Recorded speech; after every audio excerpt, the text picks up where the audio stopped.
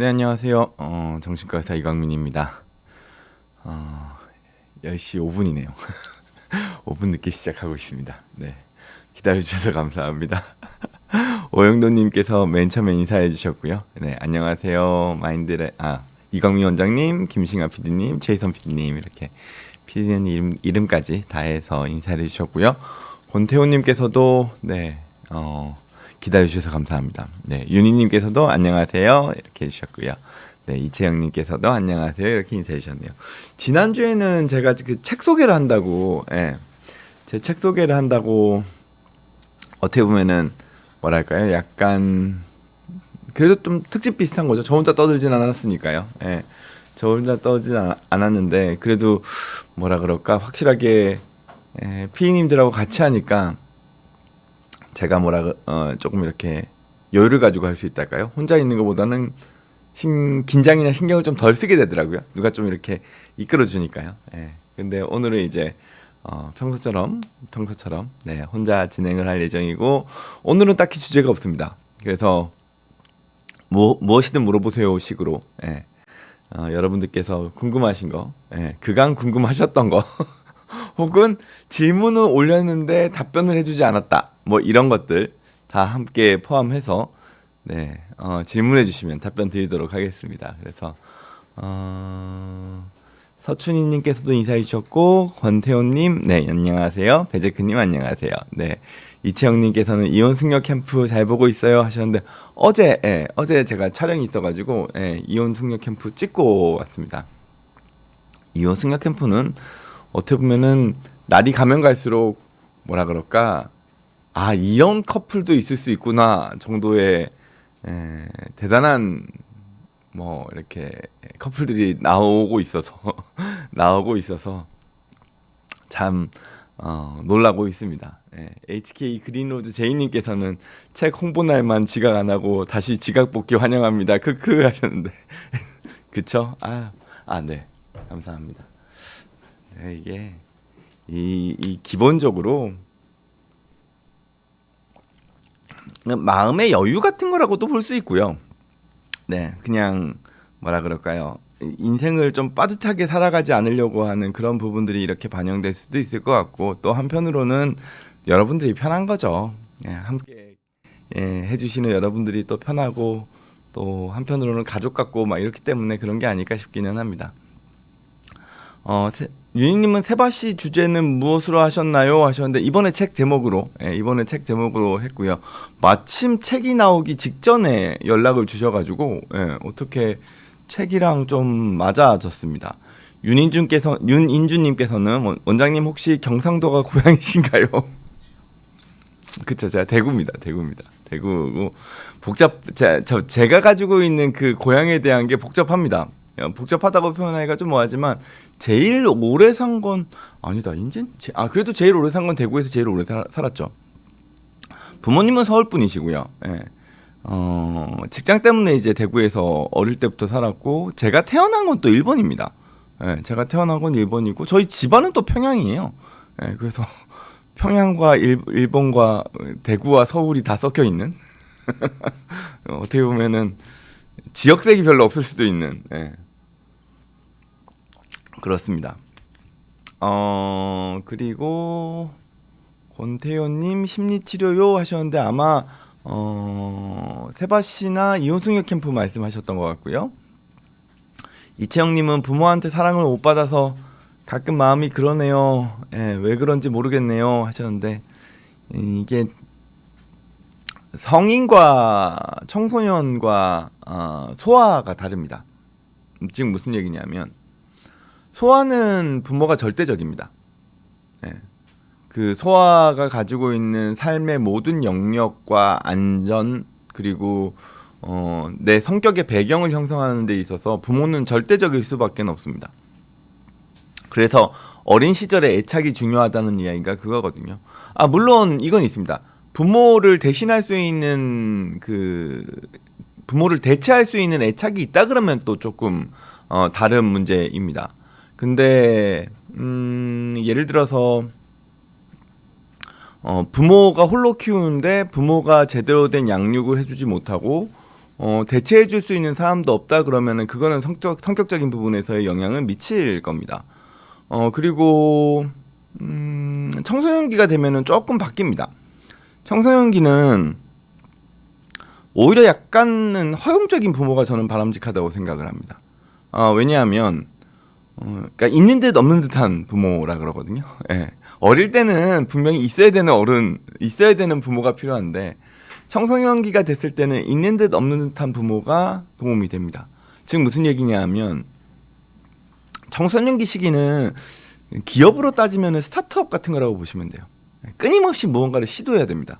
그 시도에는 성공이 담보되어 있지 않죠. 당연히 안정적인 시도가 아닌 경우들도 있습니다. 근데 그 끝없는 시도와 실패와 다소의 성취와 이거를 계속 반복해 나가면서 이제 사회에 대한 자신의 그 역할을 확장시켜 나가거든요. 근데 거기서 부모가 청소년이 하려고 하는 여러 가지 시도들을 통제하거나 혹은 부모가 청소년들이 해야 되는 영역을 부모가 대신해 주거나 이렇게 해버리면은 청소년은 스스로 기회를 잃어버리게 되죠. 그러면 어른이 됐을 때도 본인 스스로 어른으로 제대로 서지 못한다거나 부모에게 의존한다거나 오히려 강하게 반발하면서 튕겨 나가버린다거나 해버릴 수 있습니다. 뭐가 제일 좋냐? 튕겨나가는 자식이 낫다고 생각합니다. 왜냐하면 튕겨나가면 결국엔 자기 스스로가 무언가를 또 할 수 있거든요. 마이크 상에 살짝 문제가 있는 것 같아서 제가 무선 마이크로 좀 바꾸겠습니다. 네.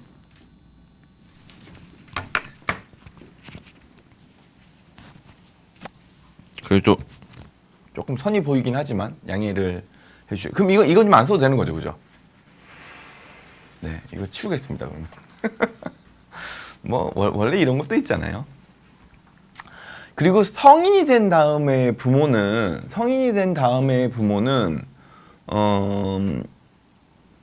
이 각자 도생이라고 생각하시면 됩니다. 이렇게 표현하면 좀 너무 그런가? 너무 잔혹한가요? 지금 무슨 얘기냐면 성인이 됐을 때는 부모가 부모로서의 자기의 삶을 잘 살아가 주는 게 자식에게 또 가장 큰 도움이 됩니다. 그리고 그게 가장 큰 롤모델이 됩니다. 예. 이 롤모델과 멘토의 차이는 뭐냐 하면 멘토는 실제 옆에서 나를 끊임없이 이끌어주는 사람이에요. 뭔가 조언을 해주고 도와주기도 하고 지지도 해주고 방향을 같이 설정해주기도 하고 때로는 실질적으로 일을 도와주기도 하고 대신해주기도 하고. 예. 근데 롤모델은 좀 느낌이 다릅니다. 롤모델은 옆에서 막상 나에게 실질적인 도움을 주는 사람은 아니지만 내가 멀리 보고 쫓아갈 수 있는 그 어떤 대상이나 목표를 얘기합니다. 그래서 이런 거죠.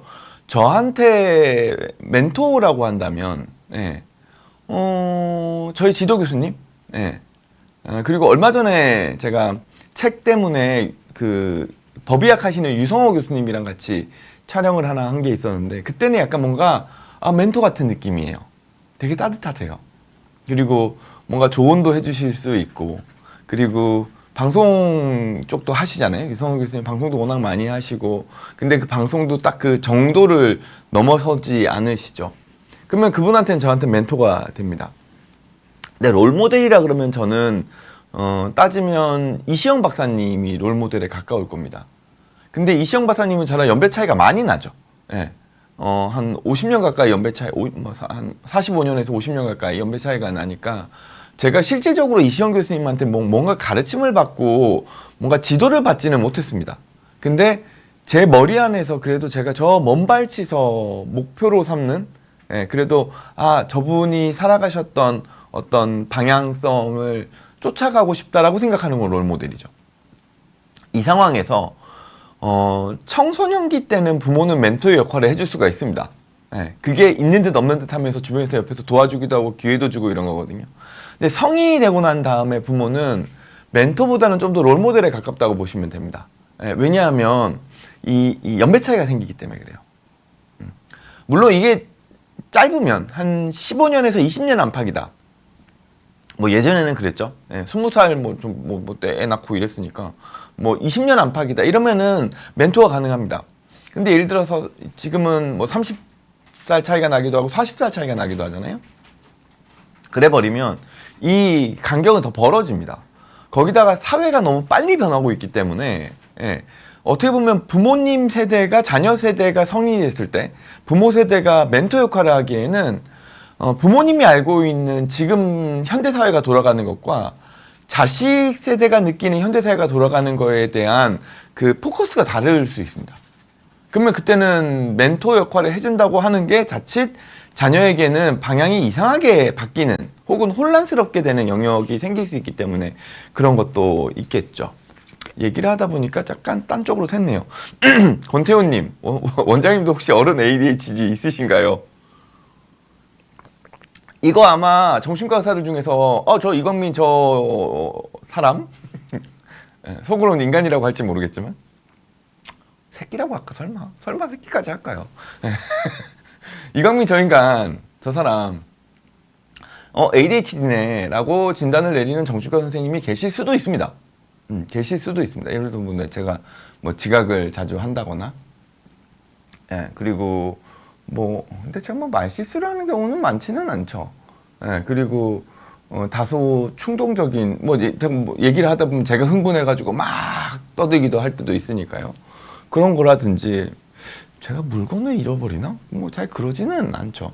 근데 어찌됐건 간에 제가 말하는 투가 다소 하이톤에 빠르고 그리고 이제 뭐랄까 즉흥적으로 뭔가 이렇게 이야기하는 거를 좀 선호하는 편이고 그리고 뭔가 이렇게 누가 봤을 때 이렇게 진중하고 차분하고 뭔가 이렇게 뭐 사회적인 어른으로서 뭔가 이렇게 저 방향성을 이렇게 제시해주고 약간 이런 느낌이랑 거리가 좀 멀잖아요. 약간 장난기도 있고. 그러면은 전형적인 성인 ADHD입니다. 뭐 이렇게 얘기하는 분이 있을 수 있죠. 근데 저는 그런 병원은 안 가셔도 될 거라고 생각합니다. 왜냐하면 제가 성인 ADHD면은 기본적으로 제가 가지고 있는 가방끈을 가질 수가 없습니다. 이렇게 얘기하면 좀 이상하긴 한데 어쨌든 제가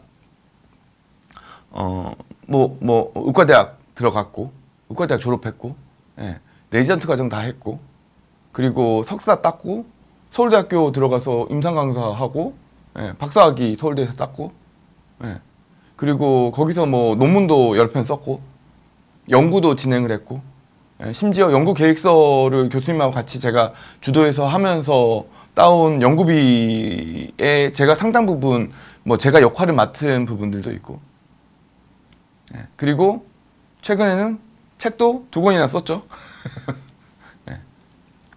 그렇다면 이거는 제가 가지고 있는 집중력이라는 에너지를 일정 부분 이렇게 조절해 가면서 사용하는 거라고 보셔야 됩니다. 지금 무슨 얘기냐 하면 저한테 우리 뇌에 제가 책에도 적었습니다만 제가 이번에 그래도 책 이름 한 번 더 얘기하면은 할 일은 많지만 아직도 누워있는 당신에게라는 책을 보면 제가 우리 뇌 구조상 네트워크라는 표현을 써요. 브레인에 여러 가지 역할들이 있을 때 그 네트워크로 표현하는데 전두엽 네트워크에서 중요한 역할 2가지가 하나는 집행 네트워크입니다. 이그제큐티브 네트워크라고 그래서 내가 이거는 최대로 이렇게 좁은 시각을 가지고 포커싱하는 거예요. 쭉 집중해가지고 뭔가를 하는 거죠.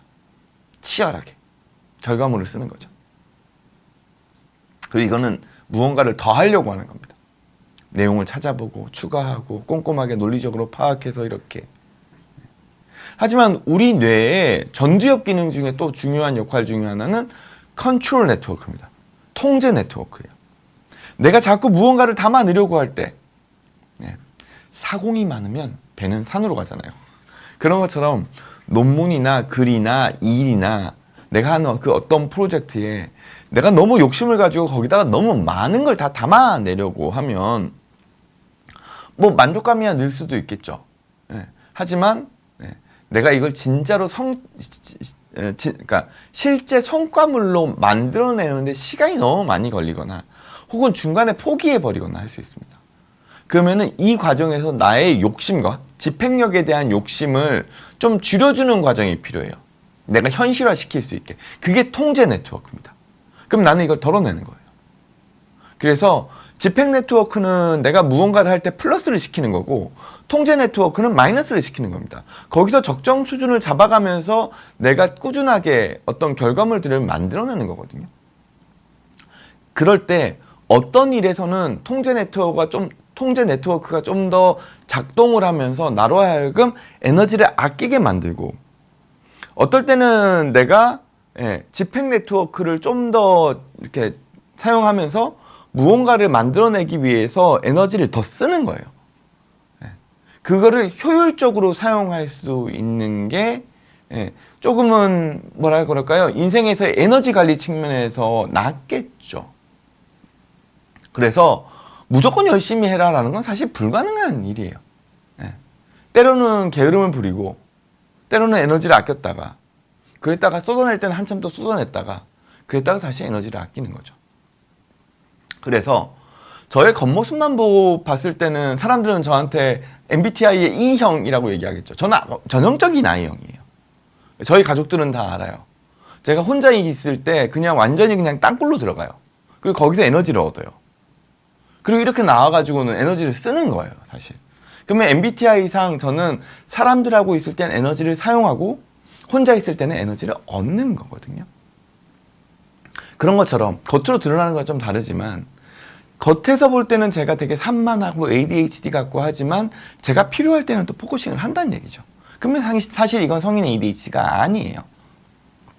그거를 만약에 제가 성인 ADHD 약, 뭐 지난번에 말씀드렸던 콘서타나 메디키넷 이런 거를 제가 이렇게 먹는다고 치죠. 그러면은 아마 제가 조금은 더 평소에 좀 차분한 모습이나 집중력을 발휘하기가 수월할 수 있을 겁니다. 왜냐하면 콘서타나 메디키넷도 일반 뭐 성인 ADHD가 아니라 하더라도 집중력을 높여요. 각성제이기 때문에. 그럼 제가 조금은 더 이렇게 뭔가 사소한 영역들까지도 다 신경을 쓰면서 살 수는 있겠죠. 하지만 그만큼 제 두뇌에서의 에너지 소모는 많아질 겁니다. 근데 그게 제 브레인의 건강한 방식일까요? 저는 그렇지 않다고 봅니다. 사람에게는 다 각자가 살아가는 그 리듬이라는 게 있죠. 그 리듬이라는 거를 잘 살려서 살아갈 수 있다면 그게 가장 나한테 맞는 삶의 방식이거든요. 우리 사회가 가지고 있는 가장 큰 문제는, 진짜 우리 사회가 가지고 있는 가장 큰 문제는 모두가 다 모범생이 돼야 되고요. 모두가 다 열심히 해야 되고요.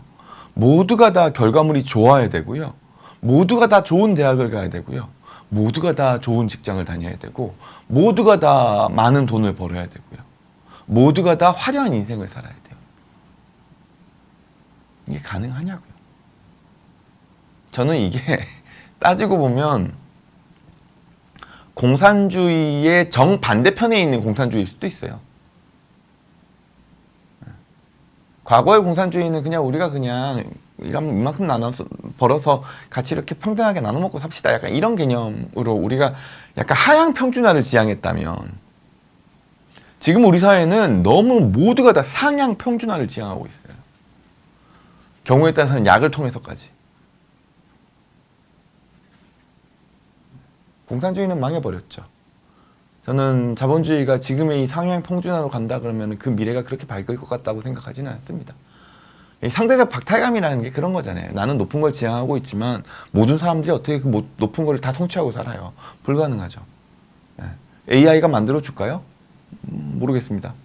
근데 다만 그 미래 역시도 내가 스스로 만족하면서 일정 부분에 나의 노력과 나의 안분지족과 내가 나 스스로의 어떤 성취도에 어느 정도 그냥 받아들이면서 소소한 삶 역시도 살아갈 수 있는 것 자체가 한 개인의 행복이자 우리 사회 전체로 봤을 때도 행복한 사회를 만들어 나가는 과정이라고 생각하거든요. 그리고 그 삶 역시도 존중해주는 사회가 건강한 사회죠. 너가 가지고 있는 사회적인 성취도나 너가 살고 있는 삶은 그렇게 화려하지 않으니까 너는 남들보다 뒤떨어졌구나가 돼버리면 사회에서 바라보는 시각이, 그럼 그건 건강한 사회가 될 수가 없어요. 물론 저 같은 사람이 누굴 가르치려고 하는 건 안 됩니다만, 그래도 제가 조금은 지향하고자 하는 부분은, 그리고 제가 방송이나 이렇게 유튜브에 나와서 또 혼자 제가 떠들고 있네요. 방송에 이렇게 유튜브에 나와서 제가 사실은 공황장애가 있어요. 저도 좀 허술한 부분이 많습니다. 저도 실수 많이 해요. 저도 때로는 때로는 아니죠. 저도 가정에서 되게 못난 아빠, 못난 남편, 못난 아들입니다. 이런 말씀을 드리는 이유는 저 이렇게 이런 사람들이니까 이해해 주세요. 이걸 떠나서 정신과 의사라고 하는 한 인간도 한 사람이고 빈틈이 있고 완벽하지 않을 수도 있고 때로는 정신적으로 무너질 때도 있고 흔들릴 때도 있고 그럼에도 불구하고 같이 수습해가지고 살아가려고 하는구나 라는 거를 좀 알려드리고 싶은 걸지도 모르겠네요. 자, 그래도 이야기를 하니까 또 재밌는데요. 히히히 님께서는 네 부모님이 돌아가시고 공황 불안장애가 특정 장소 회의장만 들어가면 불안이 확 올라와서 브린텔릭스라는 약을 먹고 계시다고 해요. 평소에는 안 먹어도 괜찮은데 회의장 갈 때만 브린텔릭스를 2알씩 먹어요 라고 하시면서 하나씩 먹다가 2알로 늘렸는데 혹시 임신이어도 브린텔릭스를 먹어도 될까요? 라고 하셨는데 우선 브린텔릭스의 그 네이버에서 혹은 구글에서 브린텔릭스와 임신이라는 걸 찾아보시고요. 그러면 이제 그 구분이 뜨거든요. 안전성에 대한 구분이 뜹니다. 예. 근데 아마 브린텔릭스가 지금 비교적 신약이기 때문에 과거의 오래전 약들은 임산부에 대한 임상 연구들을 하기가 조금 수월했어요. 그러니까 이게 이 연구 윤리 차원에서 과거에는 그런 부분에 대한 것들이 체계적으로 갖춰져 있지 않아서 그런 연구들을 했거든요. 예, 그게 좋은 건 아니죠, 물론. 예. 근데 어찌됐건 그런 거의 데이터들을 예전 약들은 좀 많이 가지고 있습니다. 근데 브린텔릭스는 아마 신약이어서 아마 임산부에 대한 임상 연구가 이루어지지 못했을 거예요. 동물에 대한 연구를 했을 수 있겠죠. 그러면은 클래시피케이션 B나 C 정도 나올 가능성이 큽니다. B는 동물에서는 안전하지만 사람에서는 알 수 없다. C는 동물에서도 다소 문제가 있었지만 심각한 문제까지는 아니었다. 이렇게 보시면 되거든요. 그래서 한번 검색을 좀 해보셨으면 좋겠고요. 다만 이게 매일 드시는 게 아니고 일시적으로만 드시는 거기 때문에 적어도 임신 1분기 아주 초반 그때 동안에는 어떤 약도 피하시는 게 일단 좋습니다. 진짜 안전한 약을 빼놓고서는 임신 1분기는 그래도 안 드시는 게 좋고요. 근데 지금 공황장애가 특정 장소에서만 나타나시고 매번 있는 것도 아니고 가끔 있으신 거기 때문에 그 경우에 브린텔릭스가 도움이 되실지는 잘 모르겠어요. 솔직히 말씀드리면은 브린텔릭스의 효과라기보다는 약간의 플러시보라고 생각은 됩니다. 왜냐하면 브린텔릭스가 먹자마자 그렇게 바로 효과 나타나는 약들이 아니거든요. 약간 적어도 반나절 이상의 시간, 제가 볼 땐 적어도 하루 이틀 이상의 시간은 있어야지 효과가 좀 나타나는 약이기 때문에 내가 불안한 상황에서 약을 직전에 드시고 들어갔을 때 효과가 있다고 느낀다면 이거는 진짜 약의 효과라기보다는 내가 약을 먹었으니까 좀 안심을 해서 불안이 떨어지실 가능성이 좀 더 크세요. 이런 거거든요. 회의에 들어가서는 그러니까 혹은 발표를 하는 데 있어서 발표 시작할 때 제가 이런 발표 나오면 항상 너무 떨리고 긴장돼서 지금도 너무 제가 불안합니다 라고 먼저 이야기를 하고 발표를 하면 좀 수월해져요. 어떤 얘기냐면 내가 불안하다는 거를 사람들한테 이미 알렸잖아요. 그러고 나면 내 마음의 불안이 줄거든요. 상대방이 어차피 알고 있기 때문에. 근데 내가 불안한데 불안을 숨기려고 하면 불안은 더 올라와요. 이것도 플라세보랑 비슷한 거거든요. 오히려 히히히님 같은 경우에는 인데놀이라고 그래서 이런 우리의 교감신경만 약간 올라오는 걸 막아주는 약이 있어요. 이게 주로 무대공포증, 무대공포증에서 많이 사용하는 약이고 신경안정제랑 달리 이제 집중력을 떨어뜨리지 않거든요. 인데놀은. 앉았다가 일어날 때 기립성 저혈압 같은 게 조금 있을 수는 있어도 혹은 천식이 있으신 분들은 천식 조금 악화될 수 있습니다. 그거 외에는 딱히 부작용이 있는 약이 아니어서 차라리 인대노 같은 걸 써주셔도 예, 좋을 것 같고, 만약에 인대노 먹고 효과가 없으셨다면 용량이 낮아서 그렇습니다. 예, 용량을 아마 10ml 가지고는 조금 부족한 경우가 있어서 한 뭐 20ml, 30ml, 예, 이 체격이나 이런 거에 따라서 한 40ml까지도 사용하니까요. 제이님께서는 공황장애는 잘 치료되지 않는 만성질환인가요? 라고 하셨는데, 제가 요즘 느끼는 건 이렇습니다. 제가 물론 암 전문가이기도 합니다만, 저는 정신과의 모든 질환은 점점 암과 유사해졌다라고 생각합니다. 이러면 또 화들짝 놀라시는 분들 계실 것 같은데 이게 정신과 증상이 나빠졌다 이게 아니고요. 암처럼 막 심각합니다 뭐 이게 아니고요. 암에 대한 영역이 좀 달라졌기 때문에 그래요. 우리가 지금 현대사회에서야 암에 대한 영역이 암의 특징을 좀 이야기해 볼까요? 옛날에는 암이라 그러면은 되게 불치의 병이었죠. 죽음을 먼저 생각하게 되고, 그리고 뭐 정말 뭐 인생에서의 정말 크나큰 말도 못하는 충격적인 트라우마죠. 그리고 많은 사람들이 경험하지 않는다라고 느꼈습니다. 일부 몇 명만 경험하는 불행한 일. 근데 지금 사회는 그렇지가 않죠. 암이라는 것 자체에 평생 동안의 발병률이 우리나라 같은 경우에 40% 정도가 됩니다. 그리고 이게 점점 높아지고 있기 때문에 한 50%까지 올라갈 거예요. 그러면은 평생 내가 일생을 살아가는 동안에 암을 경험할 확률이 반이 넘다는 얘기거든요. 그러면 뭐 대부분은 암에 걸린다 뭐 이렇게 볼 수 있죠. 그리고 뭐 가족들 따지고 보면은 거의 모든 사람들이 암을 직간접적으로 경험한다 이렇게 보시면 됩니다. 근데 그렇다고 해서 절망적으로 받아들여야 되느냐 하면은 물론 중증암도 있죠. 하지만 지금의 암의 관리는 어떤 방향으로 가냐 하면은 조기 검진을 통해서 빨리 발견하고 빨리 치료하고 빨리 회복하고 그 다음에 건강관리를 해나가고, 그래서 빨리 치료하면은 그만큼 예후가 좋겠죠. 그리고 난 다음에 건강관리를 잘 하게 되면 이후에 암이 재발할 가능성도 떨어질 겁니다. 그런 것처럼 정신질환도 이제는 정신질환에 대한 문턱이 많이 낮아져 버렸어요. 예전에는 정말 심각한 병만 정신과를 갔거든요. 조현병이나 양극성 장애, 중증 정신질환, 그리고 우울증이라 하더라도 정말 심한 우울증만 정신과를 갔습니다. 하지만 이제는 그 역치라 그러죠. 우리가 정신과적인 어떤 증상이 있을 때 그걸 병이라고 인식하고 병원을 찾아가는 역치가 많이 낮아졌어요. 그래서 얼마 전에 제가 그 개그맨 이성미 선생님이죠. 이성미 선생님하고 촬영하다가 유튜브 찍었거든요. 이성미 선생님 유튜브 찍은 거 지금 올라가 있습니다. 근데 이성미 선생님하고 유튜브를 찍는데 이런 표현 좀 그렇지만 좀 예쁘고 귀여우시고 아담하시잖아요. 네, 근데 저희 돌아가시는 할머니가 약간 그런 이미지시거든요. 근데 유튜브 촬영하면서 이성미 선생님 계속 보는데 자꾸 저희 할머니가 떠올라가지고 자꾸 울컥울컥 하는 거예요. 하여튼 좀 말이 새긴 했습니다만 거기서 이성미 선생님이 저한테 그걸 물어보는 거죠. 주변에 왜 이렇게 우울증이 많아졌어요? 여기도 우울증이라고 그러고 저기도 우울증이라고 그러고 다들 우울증이라고 그러는데 그만큼 우리 사회가 뭐가 문제가 있어가지고 우울증이 많아진 거냐고. 그렇지 않습니다. 과거에는 정신과에서 진료보지 않았던 그냥 우리가 가지고 있는 다소의 우울 증상, 이건 병이 아니라고 생각했던 그 영역이 이제는 정신과에서 도움을 드릴 수 있는 영역으로 바뀌어버린 거예요. 즉 역치가 낮아진 거죠.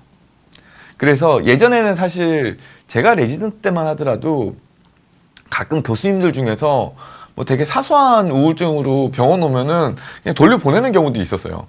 뭐 이런 걸로 정신과로 오냐고. 진료 보지 말고 가시라고 환불해 드리겠다고. 근데 요즘은 안 그러죠. 뭐 때문에 우울하시냐. 그게 설령 충분히 우울할 수 있는 상황이라 하더라도 그거에 대해 가지고 도움을 드리려고 하죠. 대표적인 게 이런 거죠. 펜로스 증후군.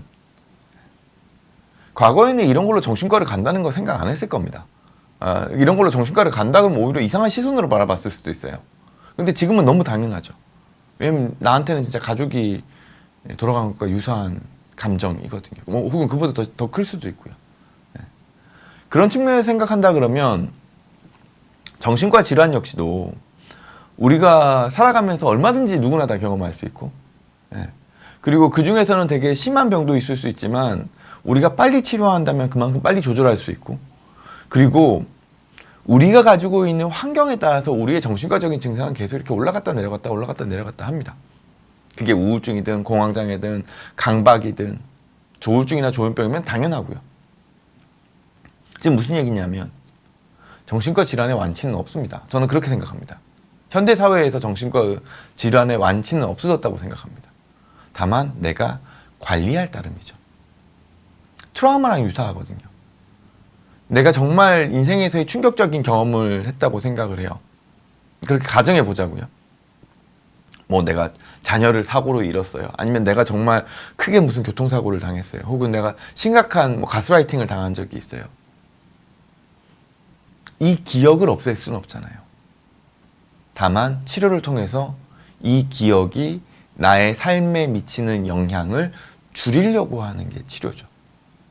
그러면 일상생활을 해나갑니다.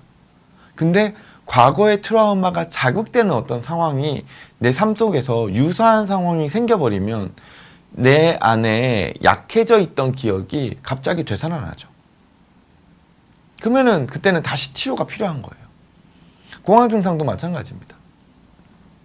내가 마음에 좀 여유가 생겼어요. 아, 이제는 내가 예측 가능성이 있어요. 내가 1년 뒤, 2년 뒤에 미래가 조금 보여요. 그러면 내 마음에 여유가 생기거든요. 그럼 공황 증상은 줄어요. 근데 갑자기 뭐가 돌발 변수들이 생기면서 혹은 내가 욕심으로 인해 가지고 내가 새로운 것들을 시작하면서 불확실성이 커졌어요. 나의 6개월 뒤의 미래도 잘 안 보여요. 그러면 공황 증상은 올라오는 거예요. 그러면 그때 다시 치료를 해줘야 되는 거죠. 즉 완치가 아니라 내 상황에 따라서 약물도 조절을 같이 해주는 개념이라고 생각하시면 좋을 것 같아요. 권태호님께서는 경계성 지능에 대한 이야기를 해주셨어요. 경계성 지능이나 지적장애 관련된 이야기를 해주시면서 성인이 되면 어떻게 하는 걸까요? 답답합니다 라고 하셨는데 저는 이건 두 가지 영역이라고 생각합니다. 하나는 사회적인 시스템이에요. 지금 무슨 얘기냐 하면 우리가 태어날 때 모든 사람이 다 동일한 조건에서 태어나진 않죠.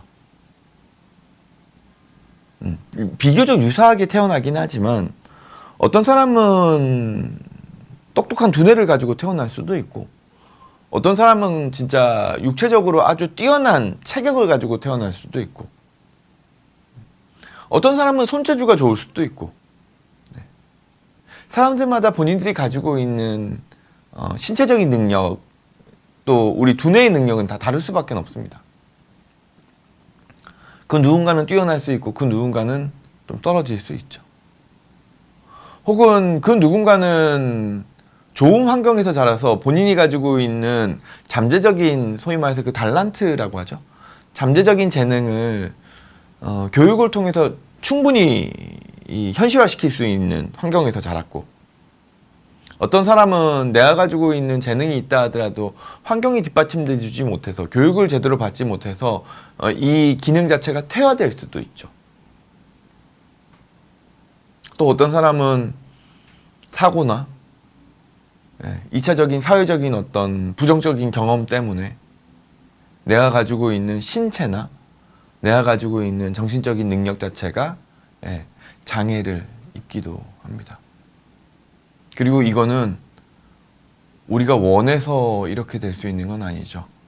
그 누구나 그냥 랜덤으로 벌어지는 일들이죠.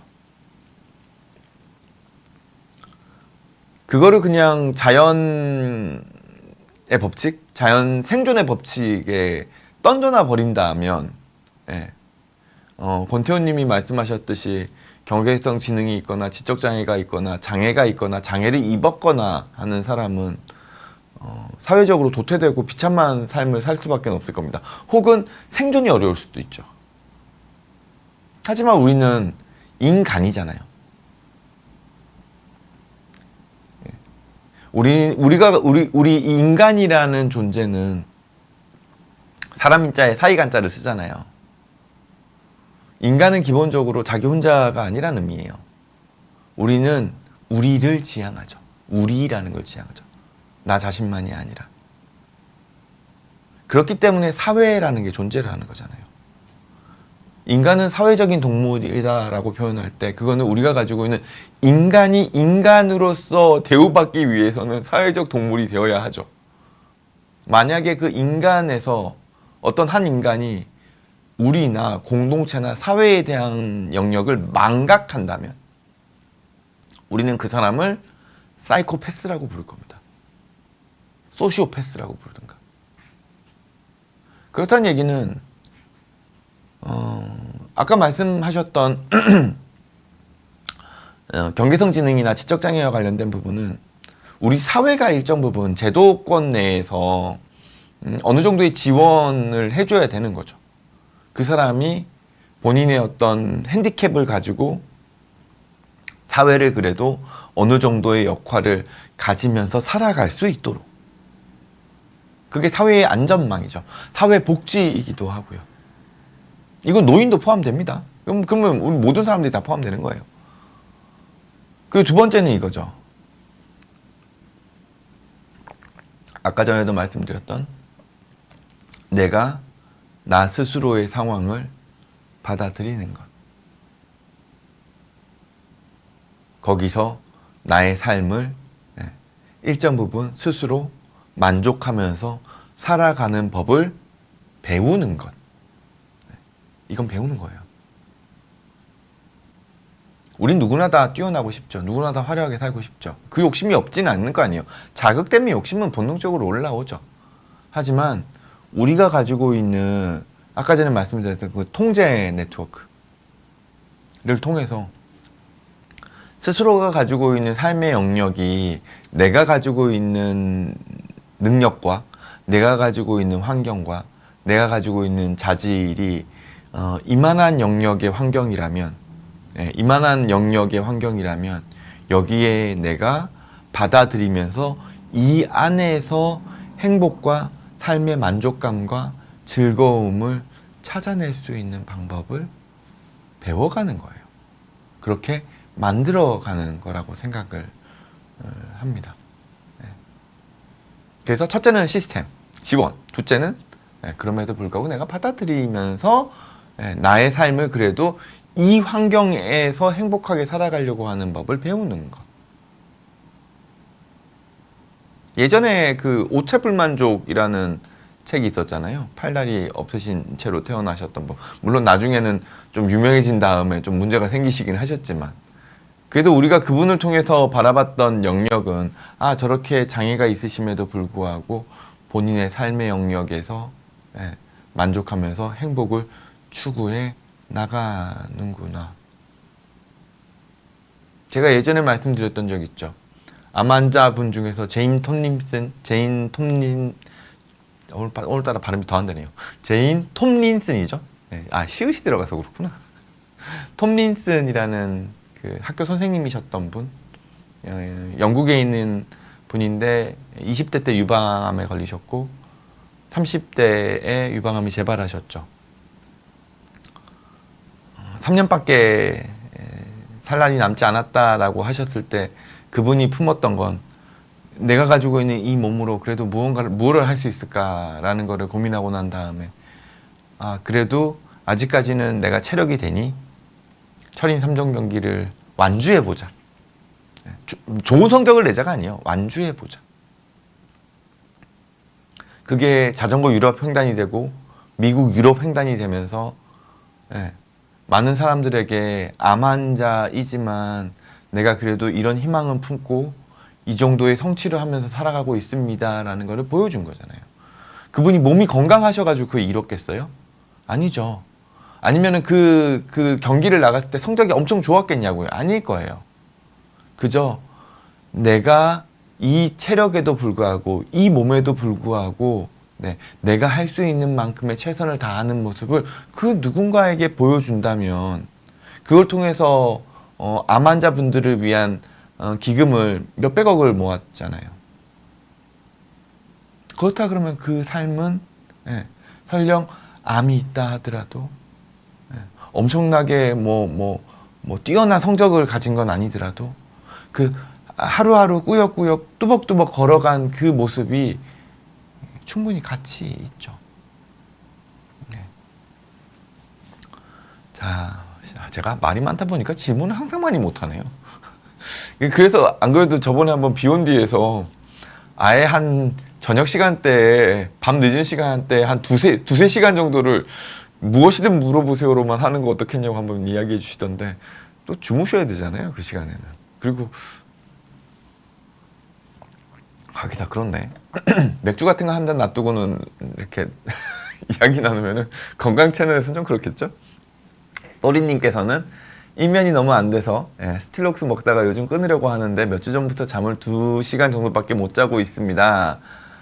미간과 앞 이마 부분과 오른쪽 눈이 튀어나갈 것처럼 압박감을 느끼는데 꼭 뇌압이 엄청 올라가는 느낌이어서 신경정신과 아닌 뇌신경과를 가봐야 할까요? 라고 하셨는데 일단은 그 미간이나 이마 앞부분 눈이 튀어나갈 것 같은 압박감, 물론 제가 연세나 뭐 이렇게 성병이나 이런 건 잘 모르겠습니다만 뭐 잠을 못 잤을 때도 충분히 그럴 수 있습니다. 뭐 혈압에 대한 부분은 한번 확인해 보시는 것도 나쁘진 않을 것 같습니다. 근데 혈압이 있으면 주로 이렇게 뒷목이 뻣뻣한 듯한 느낌이 조금 있어서, 근데 혈압이 높다면 또 잠을 잘 못 자도 혈압은 좀 높아지거든요. 혹은 교감신경이 많이 항진되어 있어도 뭐 저런 증상들은 느낄 수 있을 것 같습니다. 근데 지금 중요한 거는 어찌됐건 간에 스틸록스를 끊으려고 하신 건 너무 잘하신 거고요.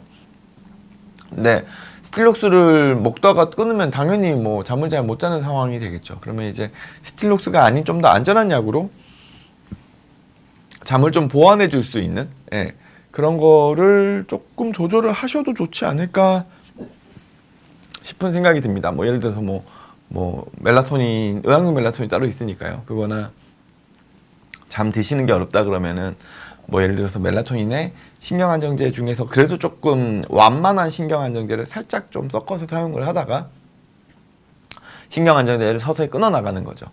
혹은 뭐 잠을 못 주무시는 이유가 뭐 우울이나 불안이나 뭐 이런 부분들이 같이 있으시다면 이제 그런 걸 또 조절을 해줘야지 또 주무실 수 있을 거거든요. 혹은 생각이 너무 많다거나요. 요미징님께서는 선생님, 저는 저희 가족이 다 병을 앓고 있는데 어떻게 극복해야 할까요? 약을 먹어가면서 일을 하는 사람은 대단한 사람인가요? 라고 하셨는데, 우리가 치료를 받는 이유는 우리가 삶을 살아가기 위해서죠. 그러니까 일을 하기 위해서 약을 먹는 겁니다. 우리가 치열하게 살기 위해서 정신과 치료도 받고 정신과 약도 먹고 뭐 경우에 따라서는 고혈압 약도 먹고 당뇨 약도 먹고 그러는 거죠. 우리가 그냥 유유자적하면서 뭐 열심히 일 안 하고 그냥 대충대충 쉬면서 살 것 같으면 정신과 약을 먹을 일도 많이 줄어들겠죠. 하지만 열심히 살기 위해서 약을 먹는다면 그거는 어떻게 보면 당연한 거 아닐까요? 그렇게 살아가는 거죠.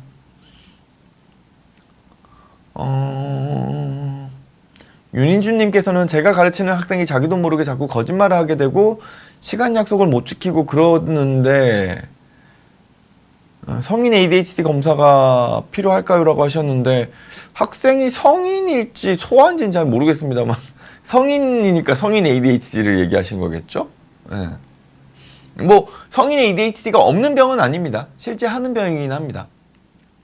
어린 시절부터 항상 그렇고 모든 영역에서 일관되게 집중 못하고 산만하고 거짓말하고 약속 잘 못 지키고 이게 뭐 중요한 일이든 나쁜 일이든 간에 상관없이 일관되게 다 그렇다 그러면은 성인 ADHD 검사 한번 받아보시는 것도 나쁘지는 않을 것 같네요. 혹은 만약에 최근에 되게 힘든 일이나 정신적으로 어려운 일이 있어서 만약에 그렇다면 그거는 성인 ADHD보다는 지금 정서적인 상태가 안 좋기 때문에 2차적으로 생긴 걸 수도 있습니다. 그냥님께서는 그냥님까지 하고 슬슬 좀 마무리를 해볼까요? 그냥님께서는 나이가 90인데 아버지가 말씀도 과하시고 폭력성이 너무 심합니다. 나이가 90인 아버지께서 와병 중인 어머니에게도 젊은 시절에 운동을 해서 폭력을 휘두릅니다. 아이고야. 근력도 상당히 좋습니다. 병원에서는 정신병원에 입원까지 권합니다. 어떻게 하는 것이 좋을까요? 원래부터 만약에 그러셨던 분이라 그러면은 이거는 뭐 이 아버지가 가지고 있는 원래 성격에 폭력성이 포함되어 있는 거라고 봐야 될 거고요. 그래도 비교적 잘 조절을 하고 계셨는데 어느 순간 갑자기 폭력적이고 그게 통제가 안 되고 충동적이고 때로는 막 의심이 막 늘고 그게 급격하게 뭐가 발생을 했다면 선망이라는 거를 고민을 해보셔야 됩니다. 근데 만약에 예전에는 그래도 비교적 잘 조절을 하셨는데 연세가 많이 든 다음에 서서히 조금씩 폭력적으로 바뀌어 나가셨다면 그렇다면 이건 치매를 의심하셔야 됩니다. 연세가 많으신 경우에 사실 정신과 입원을 해야 한다면 이 내과적인 문제가 동반되어 있을 수 있기 때문에요. 특히 선망과 관련된 경우에는 내과적인 문제가 동반되어 있으면서 이제 정신적인 증상이 나타나거든요. 그래서 내과적인 질환을 제대로 관리를 해주면서 정신과적인 것도 관리해 줄 수 있는 병원이 있어야 합니다. 그걸 우리가 소위 말해서 3차 병원급 정도의 병원이죠. 혹은 뭐 2차 병원급 병원에서도 가능은 할 수는 있습니다. 근데 우리나라의 비극은 또 이 얘기를 하게 되는데 피디님 제가 3분만 더 쓰고 마무리하겠습니다. 얘기를 하려고 그러니까 제가 또 마음이 무거워지는데 제가 원래 하려고 했던 정신과의 영역은 내과와 외과와 정신과가 다 섞여 있는 영역입니다. 그거를 저희가 정신신체의학이라고 표현하기도 하고 자문조정의학, 자문조정정신의학이라고 표현하기도 합니다. 그 중에서 이제 특화되어 있는 구체적인 질병으로 빠져 있는 게 이제 정신종양학, 암 정신건강 제가 했던 거. 그리고 이게 응급실 영역으로 들어간다 그러면 응급정신의학이 되겠죠. 또 내과적인, 뭐 신경외과적인 혹은 뭐 외과적인 중환자실에서 정신과적인 관리가 필요한 영역이 된다 그러면 중환자 정신의학이 될 겁니다. 즉 무슨 얘기냐 하면 우리 뇌와 우리의 몸은 서로 긴밀하게 연결되어 있기 때문에 우리 신체와 우리 정신은 긴밀하게 연결되어 있기 때문에 몸이 안 좋으면 정신이 당연히 안 좋아지고 정신이 안 좋아지면 몸 관리도 제대로 안 됩니다. 몸이 안 좋을 때 정신이 안 좋아지는 대표적인 경우가 이제 뭐 병 때문에 우울한 거라든지 혹은 아까 말씀드렸던 선망, 나이가 많으신 분들 중에서 이제 몸의 환경이 너무 안 좋아지면 우리 뇌가 정상 작동을 못 해요. 그러면 우리 뇌의 환경이 너무 안 좋기 때문에 마치 뇌가 혼동 증상으로 들어갑니다. 그러면 이제 치매 증상 같은 걸로 넘어가 버려요. 실제 치매는 아닙니다. 뇌의 실질은 정상이에요. 하지만 뇌의 환경이 너무 안 좋다 보니까 뇌가 제 기능을 못 하는 거예요. 그러면 이제 선망이라 그래서 치매 증상처럼 바뀌어 버리거든요. 이게 대표적인 몸이 안 좋을 때 우리 뇌가 안 좋은 거죠. 우리 정신이 안 좋을 때 우리 몸이 안 좋아지는 건 대표적인 게 알코올 중독자들이 간 망가뜨리는 겁니다. 아들내미 간을 이식받은 간경화 환자가 어떻게 보면은 귀한 아들의 간까지 받았잖아요. 근데 또 술을 마시고는 그 간도 망가뜨려 버립니다. 이거는 정신적인 문제가 몸을 망가뜨리는 거죠. 불안이 높아서 건강검진을 계속 안 받다 보니까 어느 순간 내가 가지고 있는 병이 더 커져 있는 상황. 이것도 정신이 우리 몸을 망가뜨리는 거죠. 즉 정신과 우리의 신체는 아주 긴밀하게 연결되어 있습니다. 그렇다는 얘기는 종합병원의 정신과 역할은 아주 중추적인 역할이라는 얘기입니다. 그거를 예를 들어서 외국에 있는 되게 유명한 대학들 MGH라고 그러죠. 매사추세츠 제너럴 하스피틀 그런 병원에서 나온 대표적인 정신과 교과서 책은 그 제너럴 하스피틀 사이키아트리라고 해서 종합병원 정신의학이라는 책이 있습니다. 즉 종합병원 내에서 정신과 의사는 이런 역할을 종합병원이 그러니까 종합병원에서 내과나 외과나 다른 여러 환자들을 잘 보기 위해서 정신과 의사가 정말 필요하다. 그 역할이 정말 중요하다. 이 얘기를 하는 겁니다. 그러면 아까 전에 말씀하셨던 그 90대 어르신이 어느 순간 만약에 갑자기 폭력적으로 돌변해서 정신과적인 관리가 필요할 때 나이가 90이 넘으시잖아요. 일반적인 정신과 병원에 입원시키려고 하면 안 받아줍니다. 왜냐면은 몸에 무슨 병이 있을지 모르고 그거에 대한 대처를 정신병원에서는 잘 할 수 없거든요. 왜냐면 이건 정신과, 우리나라에 지금 정신과 병원은 너무 정신과로만 특화돼 있어요. 그러면 어떤 병원에 입원해야 되냐 하면 종합병원 내에 내과나 외과나 정신과의 협진이 잘 이루어지는 병원에 입원을 하셔야 됩니다.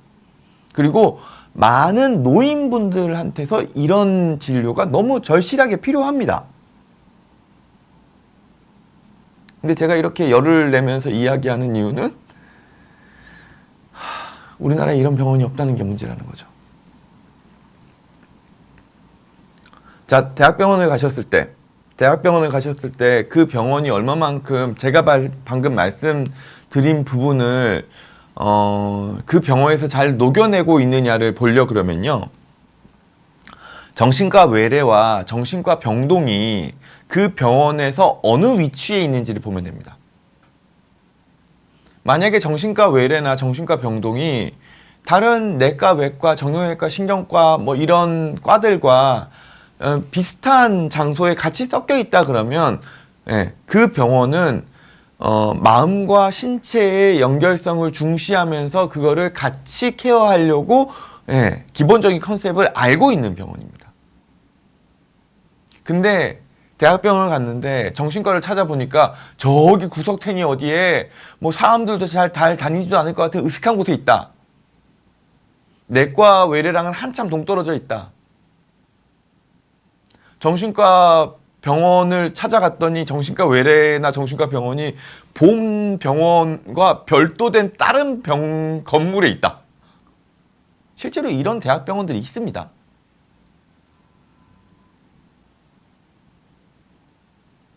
그거는 협진이 될 수가 없어요. 예를 들어서 정신과 병동 내에서 무슨 내과적인 응급 상황이 터졌다고 생각해봐요. 그럼 다른 건물로 내과 의사가 튀어와야 돼요. 이게 뭐가 종합병원이냐고요.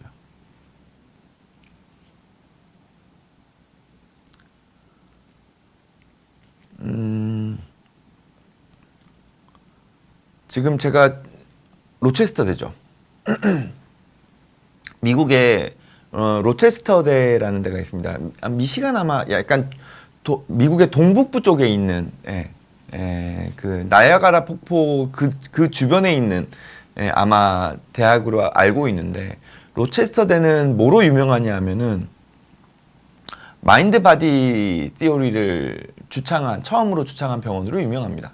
즉 무슨 얘기냐면은 우리 마음과 신체가 서로 긴밀하게 연결되어 있다라는 거를 의학적으로 초기에 주창했던 병원이 로체스터 대학 병원이거든요.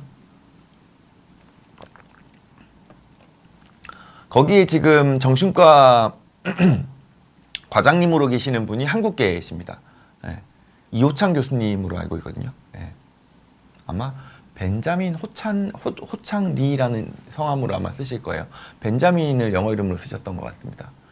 이호창 교수님이신데 그분이 아마 하버드대를 나오셔서 예일대 교수를 하시다가 아마 로체스터대 과장님으로 가셨을 거예요. 근데 그분이 하는 정신과 병동은 어떤 병동이냐면요. 정신과 내에 외과 의사와 외과 의사가 다 있습니다. 정신과 병원 내에서 간단한 수술도 할 수 있습니다. 즉 무슨 얘기냐 하면 정신과 환자들 중에서 중증 정신질환자분들이 우리나라에서 폐결핵으로 돌아가시는 경우들이 많아요. 간단한 맹장염으로도 돌아가시는 경우가 많습니다. 왜냐? 정신과 중증 정신질환이라는 이유로 제대로 된 내과적인 치료를 못 받는 거예요. 그런 거를 한꺼번에 다 해줄 수 있는 병동. 그리고 아까 전에 말씀드렸던 그 연세가 많으신 경우 내과적인 문제로 인해서 선망이 생기신 경우, 그런 경우에도 내과와 정신과가 긴밀히 협조해서 같이 진료할 수 있는 병동. 요번에 저 이런 사소한 얘기 자꾸 해도 되나? 그 중앙대학교 그 정신과에 계시는 김선미 교수님이 로체스터대로 연수를 가신다고 하시더라고요. 부러웠습니다, 솔직히. 정말 부러웠습니다.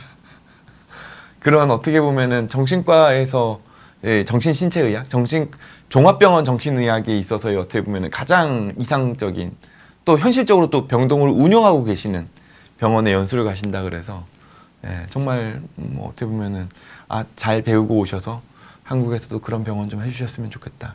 물론 뭐 쉽지는 않으시겠지만, 근데 그런 게 정말 필요하다는 겁니다. 그런 게 정말 필요하다는 겁니다. 그래서 오늘 또 후반부에는 뭔가 제가 흥분을 하면서 마무리를 하는데, 이게 정신과나 우리 의학이 우리 의료가 지금 뭐 의료 대란 때문에 지금 뭐 난리가 나 있고 뭐 지금 좀 문제가 좀 심각하긴 하죠. 그래도 다행인 거는 의과대학생들이 좀 돌아와 주겠다라고 하고, 또 제가 볼 때는 이제 대학병원의 교수님들이나 대학병원을 운영하는 운영진 쪽에서 레지던트를 향후에 어떤 방향으로 가져갈지에 대해 가지고 또 심각하게 고민을 해야 될 겁니다. 어떻게 하면은 제대로 된 교육을 하면서 이 사람이 전문 의로서의 교육과 임상적인 경험과 이런 것들을 그 사람들을 착취하지 않는 범위 내에서 할 수 있을지, 그리고 향후에 정부에서는 이제 3차 병원급, 대학병원 종합병원급이 전문의 중심으로 운영될 수 있도록 어떤 식으로 이제 보험 체계를 또 만들어 나가야 될지에 대해서 심각하게 고민해야 될 상황들이 오겠죠. 아마 지금 이 의료 대란이 쉽게 봉합되지는 않을 겁니다. 근데 그 과정을 통해 가지고 우리나라 의료가 그래도 좀 발전적인 방향으로 갈 수 있었으면 좋겠습니다. 왜냐하면 판이 뒤흔들리면은 그거는 위기이기도 하지만 새로운 시스템을 만들 수 있는 기회이기도 하거든요. 정말요, 정말 진심으로.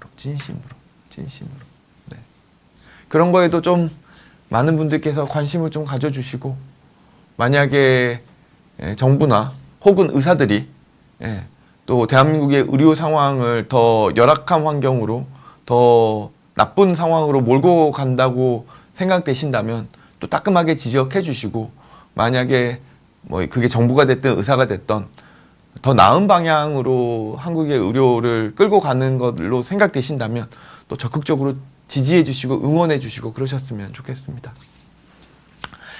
이렇게 그냥 주저없이 떠들어도 진짜 한 반나절 떠들 수 있을 것 같은데요. 제가 근데 얘기를 하다 보니까 목이 쉬었네요.